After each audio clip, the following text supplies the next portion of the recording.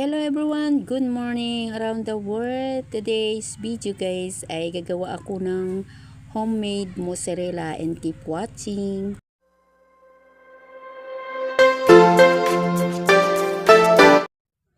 Mag-start tayo. Ito yung meron akong tubig na 1 liter at nilagyan ko siya ng 1 pack 350 grams na nido powder at haluin ko lang siya ng mabuti.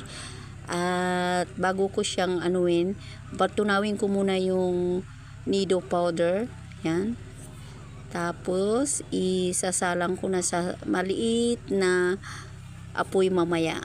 At ayan, kailangan na At ito guys, naisalang ko na maliit na at lalagyan ko siya ng 6 tablespoon na vinegar, white vinegar guys, yung nilagay ko dyan.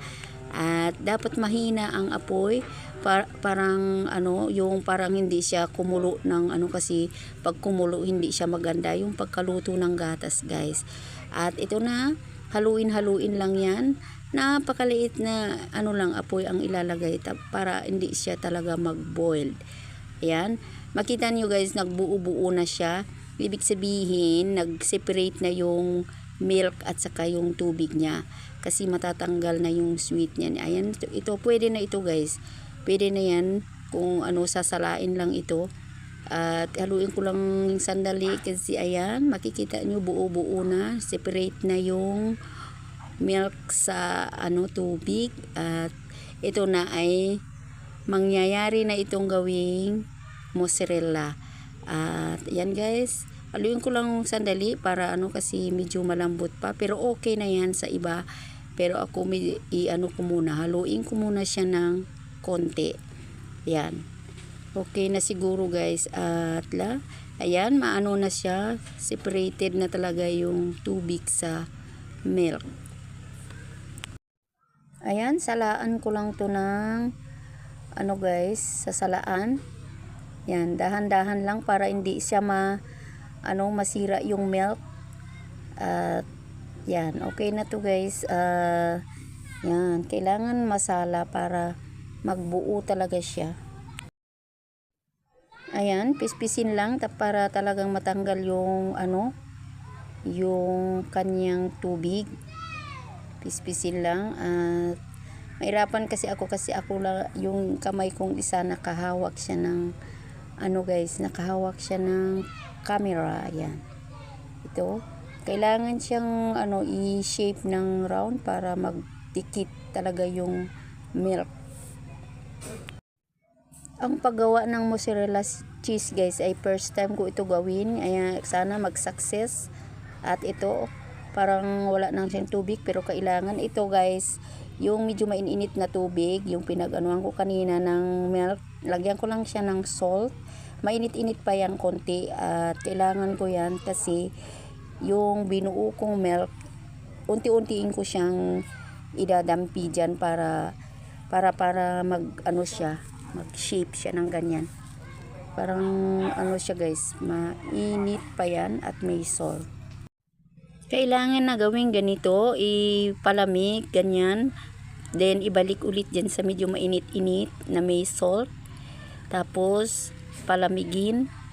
Tapos ibalik ulit dyan para mag-form yan siya guys. Mag-form siya ng magtigas siya na yung milk. Ayan. Kailangan siya mainit. Tapos palamigin. Tapos i-shape siya. Yan guys, meron na akong homemade na mozzarella. Kita niyo itong guys, itong bowl na may tubig, cold water yan siya guys. Kailangan din. Kailangan talagang ibabad sa malamig na tubig para mag-form siya guys. Kaya ginaganito ko para siguradong siksik sa laman. At ayan, parang okay na siya. At sige pa ng konti. Malamig na tubig yan siya guys. Malamig, may ice siya. At ipipress ko siya ng matagal-tagal. At ayan, okay na siguro ito. Ngayon, ito balutin ko siya cling film guys. At ilagay ko sa ref ng buong magdamag guys. Kasi gagamitin ko yan for pizza tomorrow. Kaya ako gumawa ng homemade mozzarella kasi wala akong mozzarella.